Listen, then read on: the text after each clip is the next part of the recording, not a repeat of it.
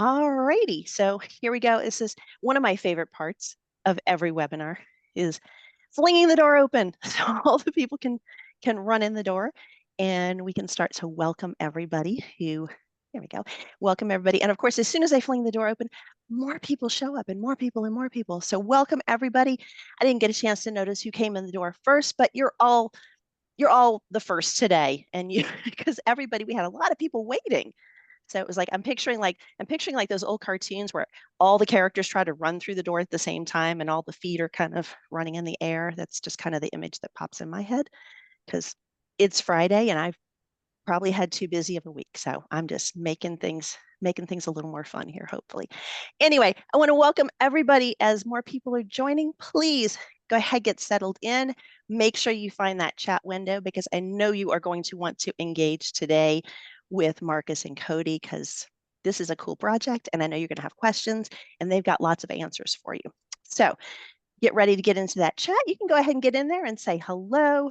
Let us know what's going on in your corner of the universe and where you are and all those sorts of good things. And we're going to let some more people in. Here we go. I'm going to keep my introduction really short as we let some more. I don't know if we're going to be able to stuff all these people in here. I don't know. People just keep showing up. This is awesome. So as more people are joining us, I just want to say a quick thank you for joining us at this Friday USDLA webinar. We're so glad to be able to host these for you. And today I'm so extra special thankful because we have one of our sponsors with us today. I want to thank Harmonize Learning for joining us today and bringing Cody in. Cody also, I get to brag on everybody. Cody's also a former USDLA award winner. So if you ask him, I'm sure he'd be happy to tell you more about that. But he will tell you more about other things in just a moment. I want to remind you that, yes, I know some of you couldn't make it here live, and I'm speaking to some of you in the future. And you're probably watching this on USDLA.tv. And for those of you watching here live today, if you want to tell a friend to go watch it later, that's where you're going to want to send them. USDLA.tv is where we keep most of the recordings. Some of them are still behind the membership wall. So if you're not already a USDLA member, please consider joining us. There's all sorts of cool benefits for that. Also, coming up in the next couple of weeks, we have a return visit from Sheila Fry. She'll be here next week. And then the first week of April, we're returning to our theme of the first week of the month, featuring and spotlighting one of our state chapters. So if you get a chance to come join us in St. Louis this summer, you will also get a chance to help us celebrate the return of the Missouri State chapter. So Emily Thompson is from the Missouri chapter, and she will be with us on Monday. I'm sorry, not Monday, Friday, April 4th. It's usually Fridays, but here's where it gets interesting. We do have one on a Wednesday. So you want to mark your calendar. That one's a little bit different than usual. On April 16th, save the date. We're going to be having a public policy discussion.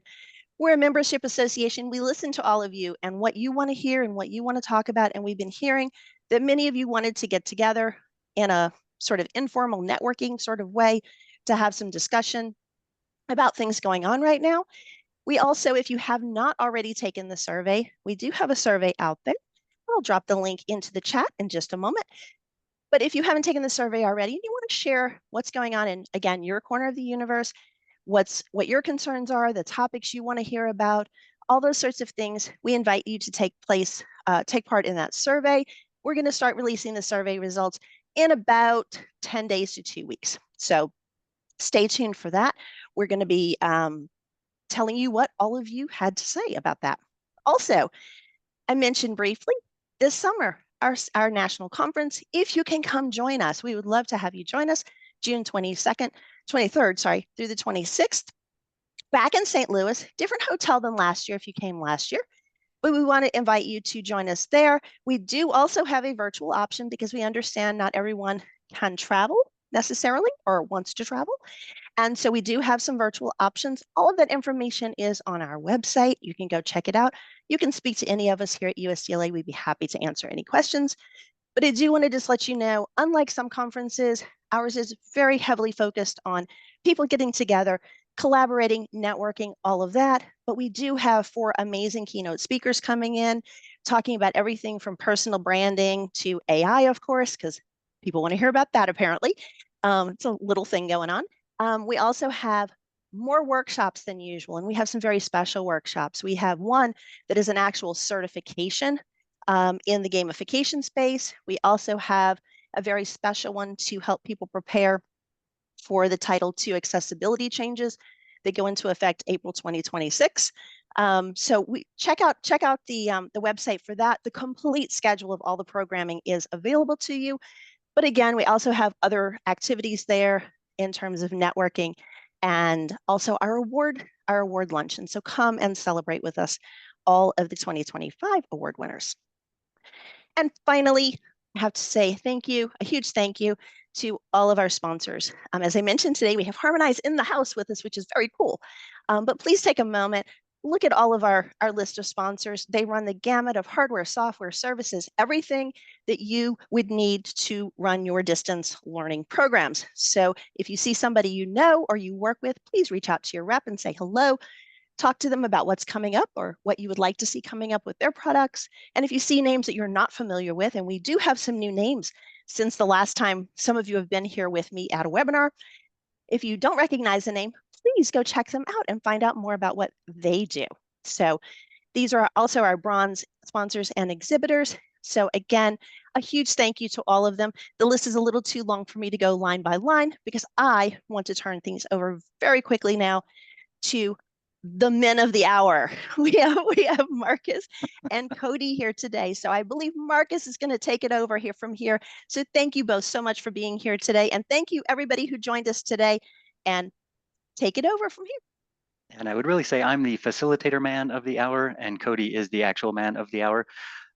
So a quick note, an introduction of myself, and then I'll turn over to Cody to introduce himself after a little bit of framing.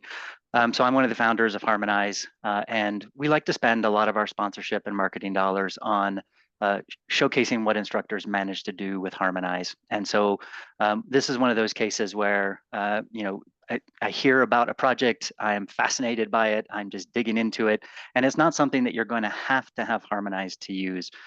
Cody is using Harmonize to do this, which is how we found it, but I think it's going to be a great project for you all to be able to try different pieces of it and implement in your individual schools.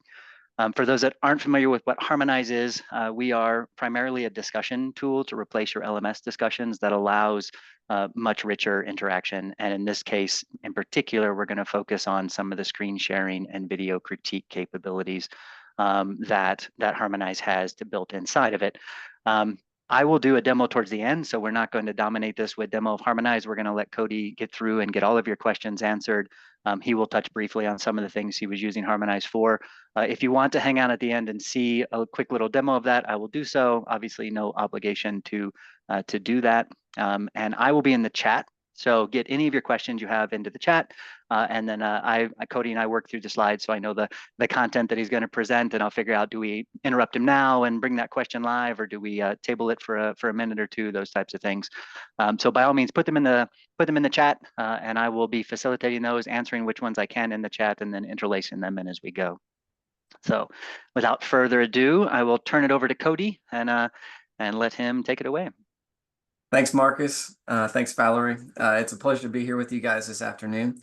And so my current role as a full-time employee is the Director of Learning Technology and Online Education for Polk State College.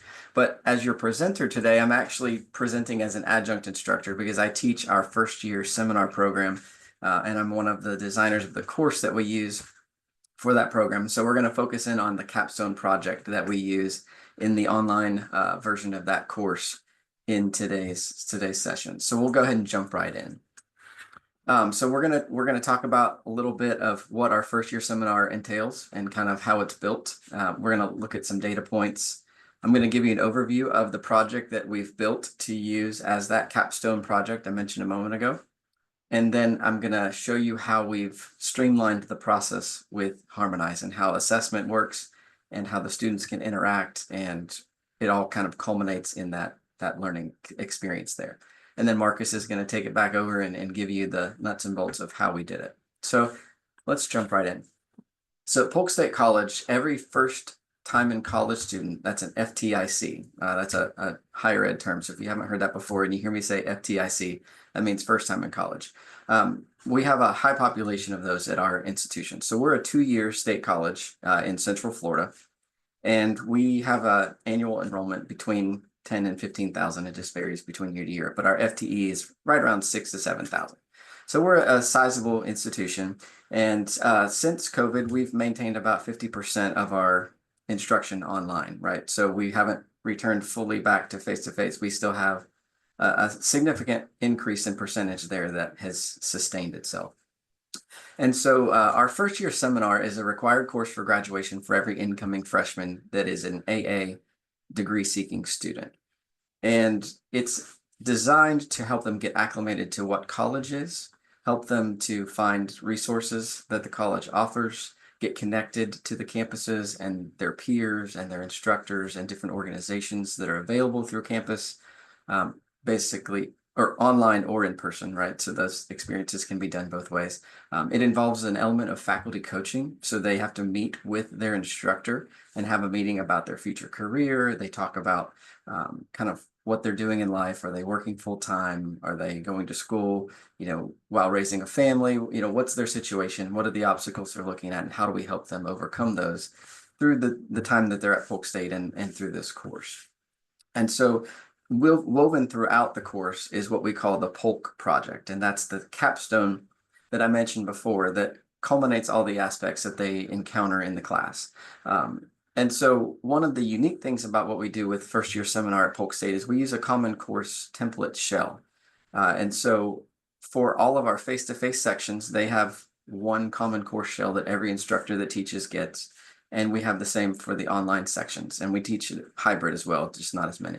And that's important to us as an institution because then that gives us the ability to provide a consistent experience for all of those first year students. We want them all to have similar interactions, similar experiences. And the goal behind starting this course was retention, right? So helping students get connected, stay connected, build a plan for their future. And that means they'll come back in the next semester. So let's talk about a little bit of data. So I did a study on academic year 23-24, right? So fall, spring, summer 23-24. We offered 79 sections of the first year seminar. 38 of those were online, so almost half. There were 31 different instructors that taught the course. 19 of those taught it online or both online and face-to-face. And so we touched a total of around 1,500 students, and 800 of those were online students. So again, about 50% of this particular program is split between the face-to-face sections and those online sections. And so I threw in a little bit of faculty feedback here about the Capstone project because it's prevalent to what we're talking about today.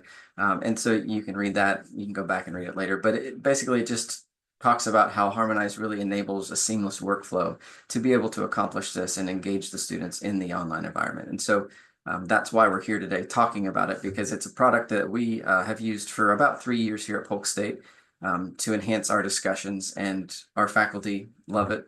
And, I hear nothing but good things when they start using it. And so we've actually woven it throughout the course shell more than just the Capstone project. We use it for any of the discussions that we do as well. But today's focus is going to be on that final culminating piece. So what does the Polk project cover? So in our first year seminar course, there are 4 units, and each of the units has a different theme, and one theme kind of connects to the next, right? So you can see here, unit 1 is connection. It's all about getting the students acclimated into the college environment, what it means to become a lifelong learner, how they get connected to the resources they need, such as tutoring or testing centers, or how to go to see their faculty member or connect with their faculty member online. And so that peer piece is really important because, again, we want the students to feel connected. We have an online student activities and leadership office that maintains a presence in our Canvas instance and hosts virtual events for students online, and also does quite a bit of events in person for students as well. So the second unit is momentum, right? So they dive deep into career exploration. They take an assessment through Focus to Career, so partner of ours at the institution, and they match their skills and interests with potential careers. And so then the students have to dive into that and research 3 different careers that they're interested in. I always tell my students when I'm meeting with them during our faculty coaching, it's okay if you don't know what you want to do for your future, because this is a big decision and it's not one that everybody can just pull out of their head and say, okay, I know I want to be a nurse when I get out of college. And so I help ease their anxieties by telling them, you might choose something now. It's okay if you don't know, and you're likely going to change your mind in a year because that's typically what happens. I tell them my own story a lot of times and relate to the experience that they're going through. And so the career exploration piece is really important. In fact, it's so important that we've tied it into our quality enhancement plan through our accrediting body, SACS, COC. So it's part of our QEP, and as related to the NACE competencies, which are competencies for the workplace. And so the students actually do a self-assessment with those NACE competencies as part of the project. But my favorite part of it is they actually have to interview someone in the field that they decide they want to go into. So from those 3 career fields that they choose, they then have to identify someone and conduct an interview and actually learn more about what the job actually entails. Because a lot of times we know on paper, a job might look great, but when you actually talk to someone who's doing the job, it has a very different take. And so this is important because as part of the Polk project, students are going to share these experiences with their peers at the end of the semester. And so everyone in the class is going to get exposed to every different student's experience when it comes to these different career pathways. And so it's going to broaden their perspective and give them some more ideas that may help them in making those decisions as they move forward. So once they've gotten through that career piece, we get into endurance. So they're making a plan for degree completion. This is usually where they complete an educational plan with a success advisor. They have a 2-year plan of what classes they need to take and what semester they're going to take them. And then we also do kind of an activity where if they decide to transfer, what does that look like? If they drop a class, what does that mean for that education plan and their time at Polk State or for their time at the future institution that they want to attend? And so we kind of walk through all those scenarios with them and help them understand their educational journey and how that factors into everything else. And so through that process, we also touch on growth mindset and help them understand that they do have skills and abilities that can grow, and that they're not fixed in the place that they're in, but that they have potential and that we're here to help them reach that potential as they continue on. And so then the 4th unit of the course is all about insight. So looking to that future, exploring financial literacy, identifying personal capacity for grit. If you're familiar with Angela Duckworth, we have our students take a grit assessment to assess their ability to persevere, and what kind of gumption they have for creating goals and meeting those goals. And so then we walk them through creating one gritty goal, which is an ultimate goal, and then they're setting middle level goals to then set, what do I do now? What are the tasks I can do today to help me get to that ultimate goal? Because a lot of students don't really know how to plan out a goal. They might set a career goal of this, but they don't actually know how they're going to get there. And so that's kind of the overarching themes of this course. And so the Polk project is woven into each of those units with a kind of a written piece that they do at the end of those. And so then once they've gotten through unit 4, we get to them actually doing the Polk project presentation. And so that's where Harmonize comes in, and you can see a snippet here from Canvas, which is our learning management system that we use with Harmonize. And so the students are engaged here. They have to create a slideshow. And so in the online environment, they are doing a narrative. They're doing a voiceover. Some face-to-face students have, reasons that they don't like to get up in front of people. And so, we've had face-to-face instructors make it possible for them to record and share their presentation in class to alleviate some of those nerves. So there are times when the face-to-face instructors might use this format for their students. But typically speaking, the face-to-face sections will give their presentation in person in the classroom, and then they'll get feedback from the peers. But in the online environment, we use Harmonize. And so you can see here just kind of the expectations, right? So 12 slides minimum. And so there's those 4 different sections I just mentioned. And so they have to do a minimum of 3 slides per section. And so the minimum time for the presentation is 5 minutes. And there's a maximum of 6 minutes and 30 seconds. And so you're going to see in just a few moments when we look at settings in Harmonize, it's really helpful because you can actually set those limitations in the settings for the Harmonize discussion so that they can't upload something if it doesn't meet the time frame that you've specified. And so one of the things too that we do is we encourage the students, and I'll touch on this in a little bit, but we encourage the students to utilize AI to help them design their final presentation. And so, there's multiple platforms they can use, and we encourage them to get ideas and use different tools to make an engaging slide deck. Because generally speaking, the information they're sharing is theirs and it's proprietary to themselves. So it's not something they could generate using the AI. It's more just helping them with the design of the presentation, if you will, in this instance. And so then they also have to upload a script that basically is a written version of what they're going to say for each slide, so that as they go through their presentation, it's smooth, it's clear, it's clean, and they know what they're talking about. And so for the online students, this is a really important activity because there's connectivity involved here that connects them together where they wouldn't be together in a classroom, right? So they're getting to watch each other present, they're hearing each other's voices, they're seeing each other's faces, and they're getting to connect in different levels that they wouldn't normally get to in the online environment. And so let's take a look at how this looks in Harmonize. So on the left-hand side of the screen here, you see my Harmonize discussion post as I pulled it up in Canvas. And you can see the instructions are there for the student. And I actually linked back to the Polk project overview page, which is a Canvas page. But I just pulled the link from Canvas and put it in here so that it redirects the students back to those expectations should they have questions or can't remember what they're supposed to do. And again, those presentation specifics are listed here just like they were before. One of the great things about Harmonize is that it offers screen recording and video upload capabilities. So students can do it without having to use another tool right within the platform. We do give students the option to use our video hosting service, Kaltura, as well to do this. And so, they have options. They're not forced to record the video with Harmonize, but it does make the process much more seamless for the student that capability and functionality is there. And so what we didn't do the first time that we started having the students do the presentations online is they were just submitting them to the instructor.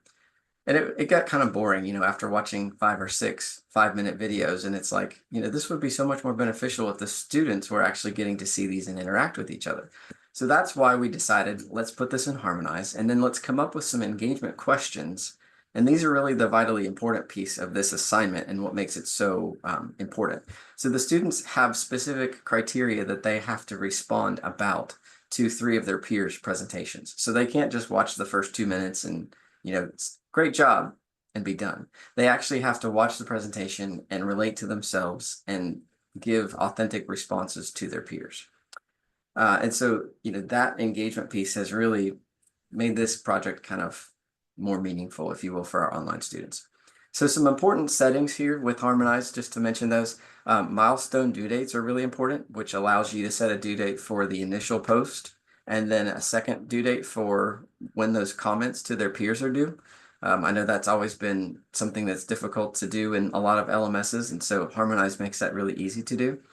They have auto grading criteria. And so I don't say we use auto grading to grade the entire thing by itself, but what it does is it populates based on the criteria, what the score could be. And then you as the instructor have the ability to modify that, adjust it, and do what you want. But it gives you a nice indicator as to how the student has completed the assignment and what they've done in regards to the expectations that you've set forth in Harmonize. And then again, like I mentioned, the post settings are really important. And Marcus will kind of demonstrate those for you in just a few moments. But one thing that has come out of this that we're going to try doing in future iterations is in video responses. So in Harmonize, you actually have the ability to leave a response within someone's video. So instead of posting a comment underneath someone's presentation, you could actually leave them a comment in their video. And so as an instructor, I use this as a feedback tool for my students. But I'm really encouraged to do this with my students and have them leave each other feedback in their video, because then it really promotes having to watch the presentation and actually engage with it for both the person that created it and the person that's commenting. And so this semester, I'm going to try having my students leave those respond within video comments. So you can see here in the Canvas speed grader, this is what it looks like whenever I, as an instructor, go in to grade this particular discussion, right? So this is the Harmonize platform. It shows right within the speed grader. And you can see here, I've blocked out the student's name. And there's actually two different students at play here. So on the left-hand side is one student's post, right? And I can click there and watch it. And if I click the respond within video button, I can leave comments anywhere I want in the video for that student to see. Those are public comments. And then on the right, you can see some of that data about, milestones, how the student did. So like this student submitted late, so it marks it in red so that I easily can see, oh, okay, this came in late. And then I have a decision. Do I want to give them full credit? Do I want to take out points, or how does that look? And then it shows you, very quickly, they did one post, 3 comments. And they got 1 response received on their particular post. And then on the right-hand side here, it actually shows you who else the student commented to when they did their comments, so that you can see what they commented and who they commented it to in regards to those other presentations, to see that they met the expectations. So you can do it all within that one window. It's just a matter of scrolling down. So I just placed it on the side here for you so you could see both. But it really creates a seamless assessment environment where you have one place to go, you can see everything that's been done, and then you can assess the student and give that grade and feedback. So the thing that fascinated me the most about Cody's project here, I'm going to jump back up a couple points. I've seen so many of these people implement these first-year seminars where they cover all the topics that Cody was covering here, but that switch to the peer engagement side of things, of like letting the students see how every other student was approaching this sort of, I had to interview someone type of thing. I had to figure out a career because then they can actually go and see how other students navigated this. So instead of learning from an adult who they may not connect with as much, they're instead like actually seeing each other's perspectives and whatever they thought maybe was useful or not, because they all get to culminate it into what they actually thought was important from the class, as opposed to having consume all the content. I hadn't seen that done before, which is why I was like, oh my God, that's pretty freaking amazing. And then the fact that they keep on revising this every semester, if I remember right, Cody, you said you also either are going to or did encourage them to use AI for the job interview questions. Is that right? Yeah, so actually, that's the next slide. Oh, it was. Ha! What I mean, I about knew that. That's AI? why I transitioned it for you. Perfect transition, perfect transition. So everyone's talking about artificial intelligence, especially in higher education. And what does that mean for how we assess students? And what does it mean for how they're creating their, assignments and things like that? And so we at Polk State College felt that it was vitally important to catch our students on the front end and teach them what AI is and how it can be used for good, right? So what are the ethical ways as a student you can use AI as a tool for learning, so that you don't find it on your own and outsource your work and then end up in the dean's office because you plagiarized. And so with these first-year students, and knowing that it's such a wide population, we thought, what better place to start that conversation? So we actually have like a little 15-minute presentation in the course that they engage with, that talks about how to use AI to ideate and create and to play with it and have conversation, and it teaches them good ways they can use it and how to always go and follow up with their instructor and find out, what do you expect, or what is your policy for AI in this class? And so we have also actually implemented a syllabus policy for AI that every instructor has to complete, so that students are aware, how the instructor accepts or doesn't accept AI generated content and to what level. And so for the career interview that I talked about, the students are told to use an AI tool to generate interview questions specific to that career field, because we know that the student doesn't know everything about that career. So if they're going to ask meaningful questions that are going to guide them, they might need some help from someone who knows a little bit more about that career. So why not test it out with a GPT? And so we tell the students to prompt the GPT to develop 5 questions to ask in a career interview for someone in X field. And they, obviously fill in whatever that career field is. And then once they get those responses back, they have to revise those questions and reword them in their own person, so that they're not just taking what the AI gave them, but they're taking it, they're modifying it and making it specific to their experience. And then when they submit that assignment, they're actually submitting what they said to the AI, what the AI said back, and then they're showing how they modified that with their own personal touches. And we do that so that they get an idea for, okay, this is a proper way to use AI. And we're kind of demonstrating for them the steps that they should go through to do that. We also have a discussion in Harmonize. Is that particular one, real quick, sorry, but interrupt before you go on, is that particular one public as well, where they are sharing their AI interactions and interview questions with each other, or is that an actual more of a private assignment where they're? So that one is a private assignment where they're submitting to the instructor, their questions and what they put into the AI. But we do have a discussion on AI in the course, in the online sections at least, and it's all about the ethics of AI use, specifically around, do they think it's ethical for an instructor to use it versus for themselves to use it? And it's very interesting, the responses that come out of the students. Generally speaking, a lot of them are like, well, if I can't use it, then the instructor shouldn't be allowed to use it. And it's very eye-opening to just kind of watch the conversations evolve. And the theme that we kind of encourage in every use of AI is transparency, right? So if I'm an instructor and I'm going to use it, I'm going to tell you in my syllabus that, hey, I may use AI for the purposes of providing more robust feedback to students while I'm grading assignments. I'm not saying I'm going to outsource all my feedback to AI, but I'm going to use it to help me write more meaningful feedback for you as a student. So if I'm going to do that, I'm going to put it in there so you can see how I'm using it. That way it's not a, mismatch where I can use it, but you can't use it, kind of a thing.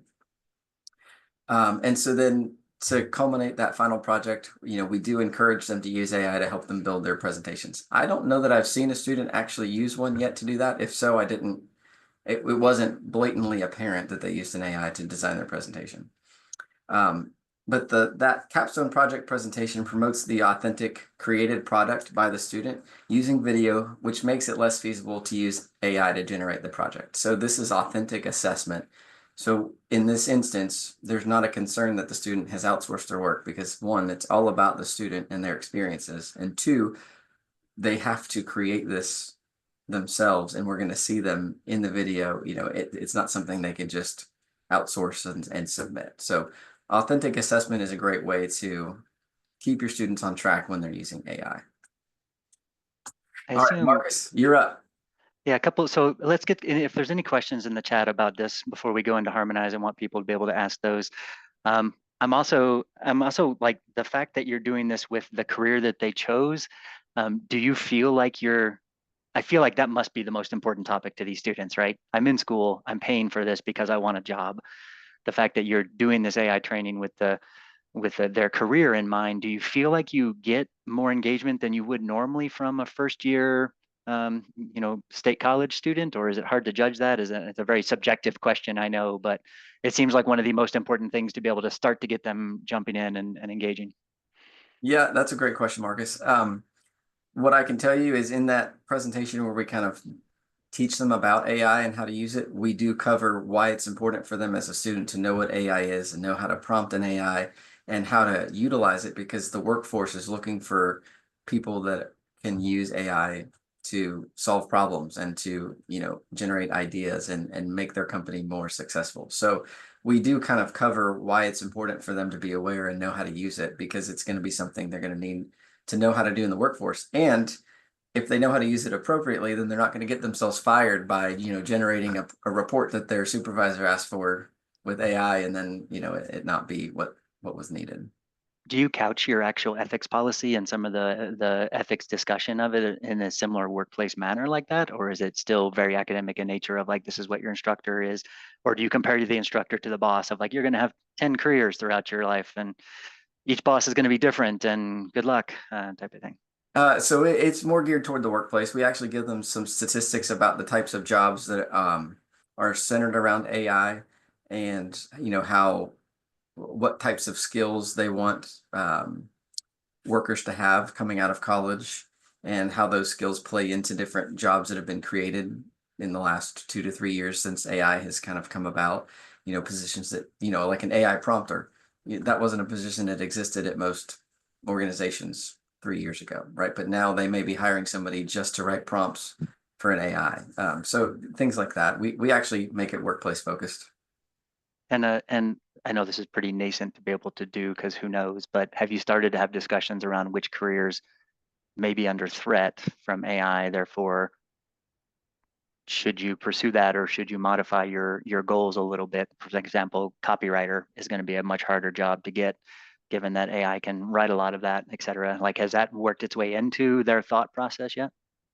So not in my experience, but I can't speak for some of those face-to-face classes, because they utilize that same AI presentation and have in-person discussions about it.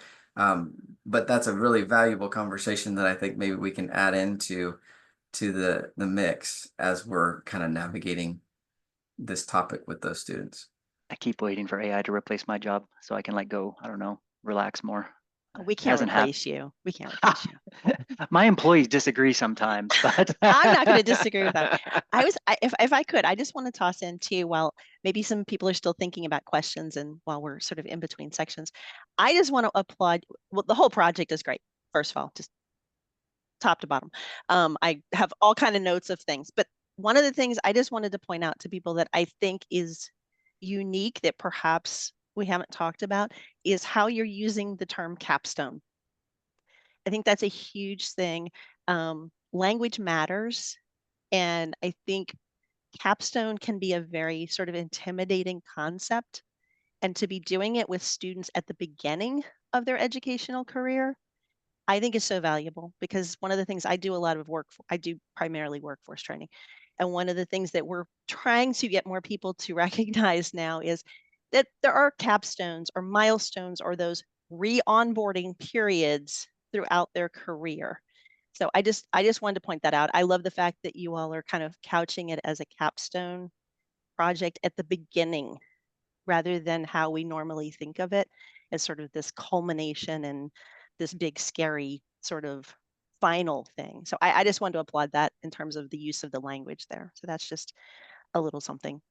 Yeah, and that was actually very purposeful. So there's a curriculum committee that comes together to help build the curriculum for SLS 1122, and we've had it in place for about 7 years now. The course has been in place, and one of the main goals is helping these students get ready for those future content-rich, heavy classes where they're going to have to really study and they're going to have to take really hard tests. And so one of the themes we've always had is we want to make sure our course is preparing them for that, but also we're very involved in guiding them.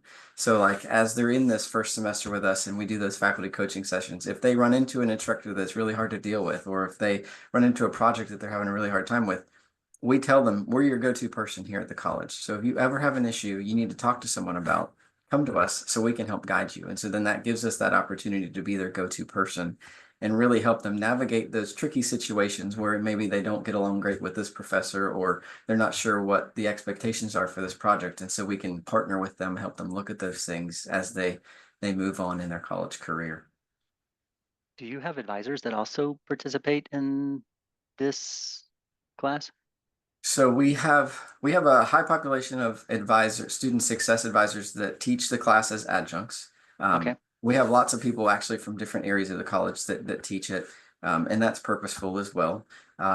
But also there's a required education plan component where the student meets with an advisor to build out that plan, and the advisor ensures that they're on track for what their program is, and depending on their educational pathway that they've chosen. Are they taking the right courses? Do they have the requirements met to get to graduation in the time that they're expecting? Things like that. Cool. A question came in the chat saying that in the workplace, there's less autonomy about what tools to use. For example, you can't deviate from Microsoft 365. Do students know that they may not be able to use the tools they choose in the workplace? Do you kind of make that corollary of like, in this class, you can do X, Y, Z, in this workplace, you're not going to be able to do whatever? Like, do you draw those sort of, I feel like students, and to play on this question, I feel like students, and at least my children, have this glowy vision of what the workforce is going to be like and how freedom is going to come once they get out of school. And it's just like, I don't want to depress you, but do you cover that at all in the class? So what I would correlate that to is how we instruct the students to navigate each individual instructor's expectations. So while we don't talk about it specifically in the workplace, we do say, if you have a question about how you can use AI or what you can use it for or to what level, ask your instructor. So we initially direct them to the instructor. Do they have a policy? Is it in the assignment instructions? If you don't know, ask. And always document everything you do so that if someone does question what you did or how you used it, you can provide every step that you went through, all of the pieces that came from the ChatGPT or whatever tool they used, and then their authentic submission that, was derived from all of those different pieces. So we don't address it specifically that, some workplaces may restrict, but we cover it kind of in the educational setting that, not every class is going to allow you to do this. And so you need to navigate that with caution.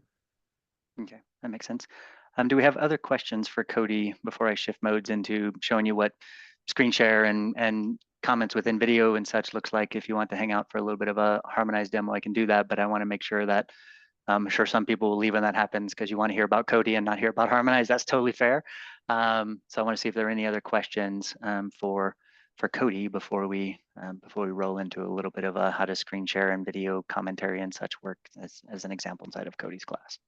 While you're talking about questions or waiting for questions, one thing I didn't mention that is really, really cool about Harmonize, and since we're talking about AI, Harmonize has a built-in AI generation tool that will help you develop prompts as an instructor, which is outstanding because it allows you to just do it all in one place. I don't have to open up a different browser window, go to ChatGPT and say, generate me 3 questions to, assess students' learning for this topic or whatever. It has it built in when you're building your topic, and then it says, do you want revisions? What kind of revisions do you want? It's a seamless experience, and it's very cool. So I just wanted to highlight that feature because I didn't mention it earlier. That's cool. I had people raving over the rubric generation more than the prompt generation at the conference I was just at because they're like, please never make me build a rubric again. Yes, rubrics are good too. All right, well, let's, oops, you're still sharing your screen. So do you mind stopping sharing your screen and then I will take over? Okay. Make sure I can get the right window here. Okay, is everyone seeing, no, that's modules. That is a different window. I tested screen share and then I totally didn't do it correctly.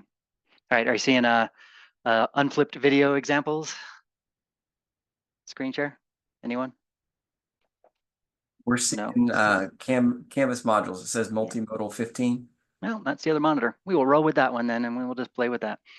All right, so I'm going to go into some examples here where I've done a mixture of video and I've done some screen share. So when Cody's talking about people submitting things, I did all 3 of these myself.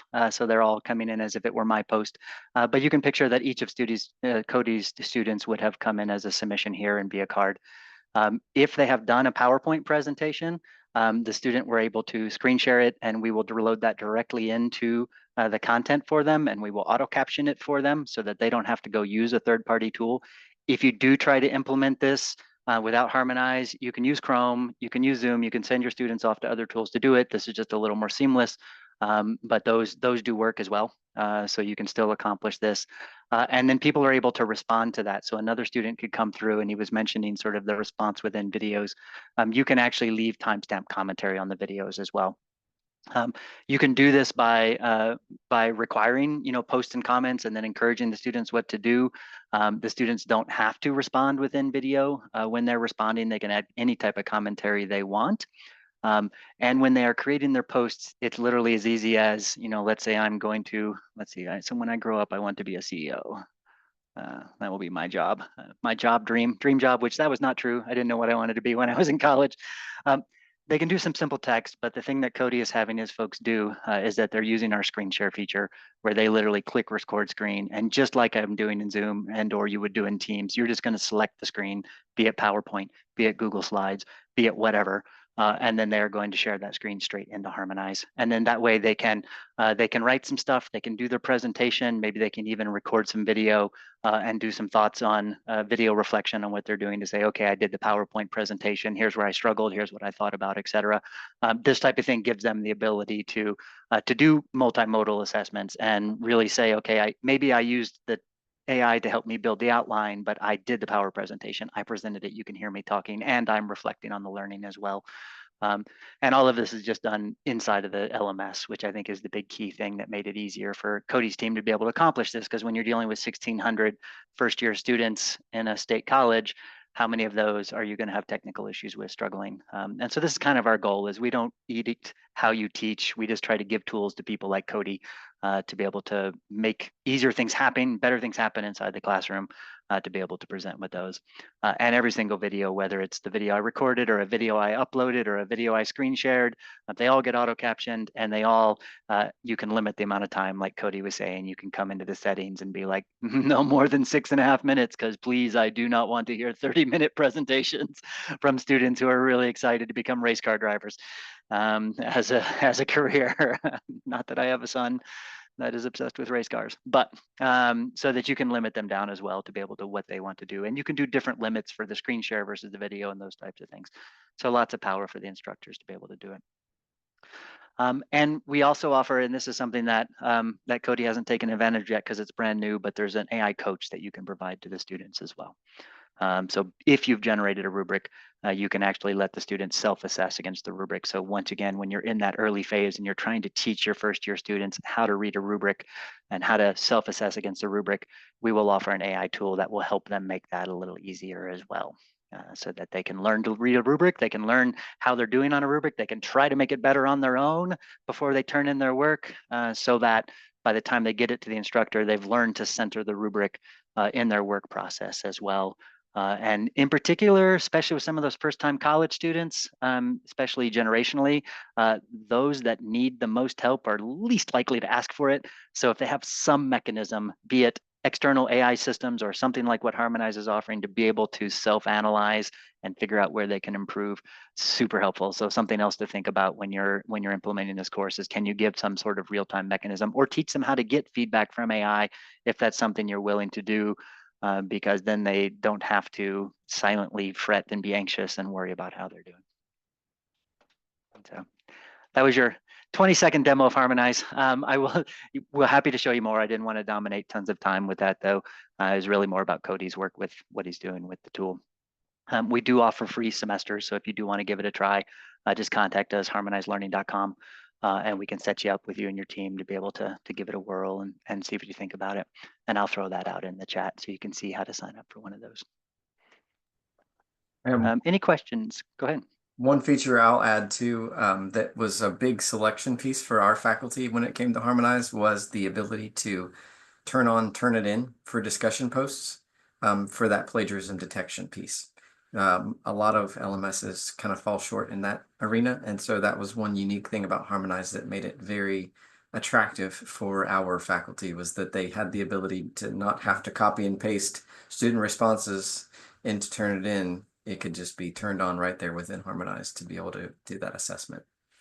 And we do the AI detection if your school pays for it, but I will say be careful with it, because the AI detection is a little fraught. Every time the models get better, the AI detection is less and less reliable, so it is never 100% accurate. Please be careful if you use it. I just like to get on that soapbox a little bit of, like, it's better to shift your assessments into multimodal world to where they are not easily written by AI than it is to try to play the police, because it's less stressful, it's better learning science. And honestly, nobody has the tools for you. No matter whether the ed tech company tells you that they have the tools for you, there actually is no technology that can effectively detect AI. And even if they can somewhat accurately now, there are billions of dollars behind AI generation content. And so it is not going to get better, it's only going to get worse. So I just like to toss that out there of, be careful with those AI detection tools. Much better mode is to shift your assessments to use something other than text. And we actually did a webinar on this, and we turned it into a blog with a bunch of information. I'll throw this out in the chat, so if you're interested in that, just a bunch of sort of down to earth, here's how you make them. We don't say AI proof, we say AI resilient, but it'll kind of get into a bunch of different ways to think about assessments that you can then take back and use as an examples in your course as well. And this is one of our big things, right? Like, we're doing discussions that are not just text. You can use them as assignments that are not just text. You can use all kinds of tools we have to be able to get away from text only, because that's not terribly engaging for students, but also now it's completely unsure whether the students are actually doing the work or not if you're doing it in text only. So that's why also Cody, they did it as a PowerPoint presentation at the end. Students could have used Gamma, which is this AI generated slideshow thing, to generate it, but you would know that was happening, and they still have to give an outline, and it's still a AI in the process versus AI creating the end product. That can really help. So 10 minutes left if anyone has any questions on any topics. We have lots of opinions on AI. Can talk about that, AI in assessments. We can talk back more about Cody's Capstone project. Cody's one of those people who I've worked with and I always knew was intelligent. And then when I saw his bio and I started digging into this project with him, it's quite impressive. Valerie's shaking her head too. Yeah. I didn't even know he was a USDLA award winner. He's very humble, but but he does cool stuff. So that's why I have to take my little flashlight always and like, hey, look what's going on. Look at these cool things. That's what I love about these webinars. And I just, while we're sort of paused for people to have their questions. Also, we're a small group. If you would prefer to just unmute yourself and speak your question, that's perfectly fine. If your fingers are just not feeling like typing right now, that's okay. But yeah, I mean, one of the things that I love about these webinars is everybody who has come into one of these webinars, all of you have been so generous, not just with your time, but with your resources, with your expertise. And I totally appreciate that. There's always, like Marcus just put that amazing blog post in, which I'm going to go read right after this.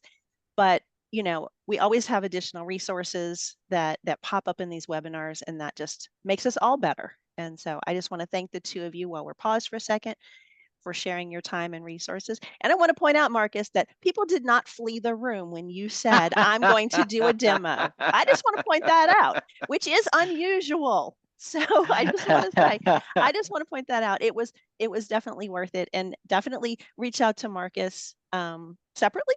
I would say I'm just gonna take the liberty of saying that. I'm just gonna sell your product for you for a second. Please reach out to Marcus. Everybody I've spoken with there has always been amazing. I know at the conference last year, every time I passed the booth, there were like these like really intense conversations going on. I know Dr. Robbie Melton kind of got in there, and she was really like she was into everything. But yeah, you're getting lots of thank yous. You're getting lots of thank yous. And I'm sure both of you are going to hear from some of the participants today that have more questions for both of you. But what I do, I'll just say, this is Valerie speaking right now. I'm not like USDLA president right now. I just want to say, one of my soapbox issues has always been, I want technology that disappears. I don't want learners to have to struggle with learning 12 more things, and you make this seamless. And to me, that has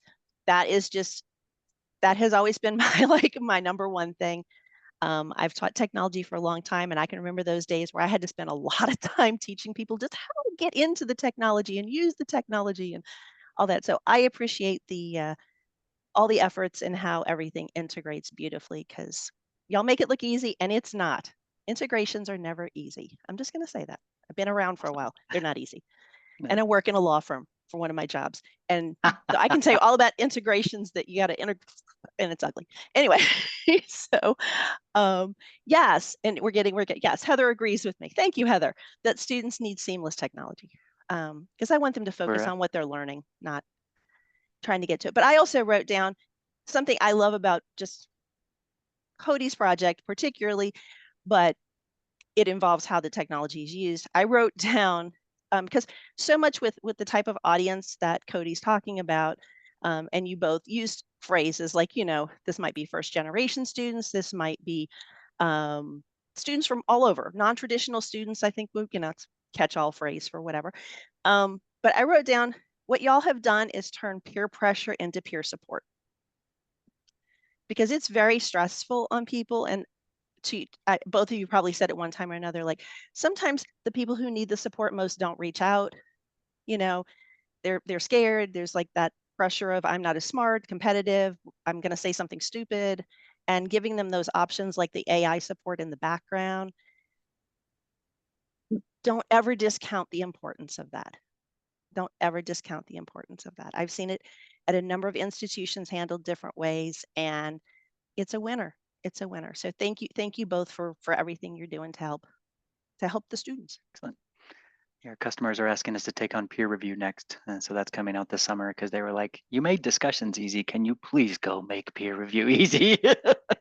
So we're giving it a shot. We'll see how it goes. It's coming out this summer. So good. Well, as you said about the other things, like, I think, even if you get them 60%, 70% of the way there, like, I'm not even going to go 80, like, just any assistance is helpful, because, you know, to that point, like I love Cody's, you know, like use AI to do the interview questions, because not only do they not know how to be a CEO or a race car driver or whatever, like they know how to interview somebody. Like they don't have, there's multiple skill sets there that, you know, they're not quite ready for. So I you know, any assistance is valuable. So, but I noticed that Kim came on camera, which sometimes indicates to me that the person might be willing to also speak on camera. So I want to pause a moment and see she's smiling. I think I'm right. Well, thank you very much. I was typing in the chat as you were going along, but I am Cody's colleague and I just stepped in to support him. And I will just say, yes, yes, please use him for an AI session because he is awesome. He is my go-to. I am probably that dean he was referring to about students who end up in the dean's office for AI. So I'm one of those people. But yes, awesome, Cody. Cody is a phenomenal person. So yes, Yeah. anytime you see Cody speak, you should show up because he's probably talking about something intelligent. Not sure that's always true, Cody. Is there a particular example, you know, adding that humility and such? Is there an You're example making him blush and yeah, just, where you weren't amazing? Like we're welcome to dig into that if you'd like. We can end on I won't share those secrets. I paid her well. Nice. I love Katie's response. I won't say anything as his subordinate. So you have got you've got 360 support. Look at that. You're good. You're golden. I appreciate all the kind words from everyone. Thank you, guys. Nice. Well, again, I want to thank everybody who attended, and I want to most of all thank you, Cody, and your team, and your team, because I know it's a team effort, and also likewise with Marcus. I know Marcus has some amazing colleagues as well. I'd like to say Marcus does everything, and I know he feels I do not. like he does. I surround probably, myself by people that are smarter than me. That's how you succeed in this world. So 100%. So, all right. So if there are no more questions, I'm seeing lots more thank yous.